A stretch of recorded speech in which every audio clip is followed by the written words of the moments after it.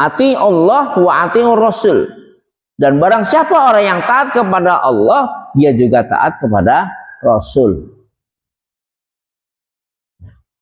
Tapi jangan sekali-kali kita anggap Rasul itu Tuhan. Bukan. Rasul adalah manusia.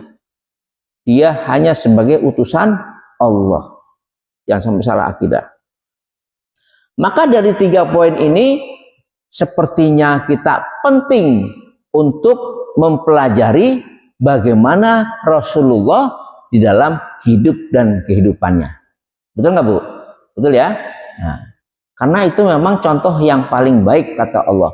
Kalau Allah sudah ngendiko mekaten, berarti kita nggak boleh lagi mencontoh dengan yang lain.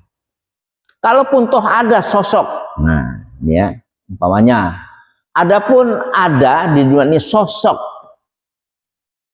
yang bisa menjadikan contoh, sepanjang sosok itu tidak melanggar, sepanjang sosok itu kesebangunan, sepanjang sosok itu memang sesuai dengan apa yang diajarkan Rasulullah, monggo.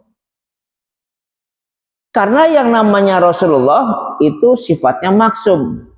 Maksum dalam arti semua perilaku Rasulullah dari mulai awal sampai akhir, dari mulai lahir sampai meninggal, dari mulai tidur, bangun tidur, itu terjaga. Itulah yang dimaksud maksud. Terjaga oleh Allah, bukan berarti Rasulullah nggak pernah salah. Pada saat Rasulullah baik dalam perkataan dan perbuatannya sedikit salah, maka Allah langsung menegurnya. Itulah. Kalau tidak, kita enggak. Kita bukan Rasul, kita tidak maksum.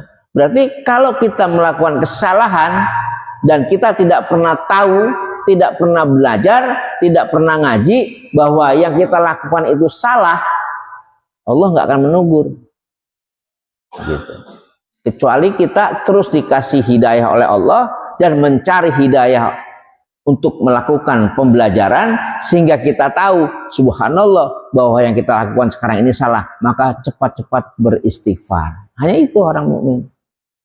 Wasari'u ila magfiratim mir rabbikum wa jannatin arduwas samawati wal ardh.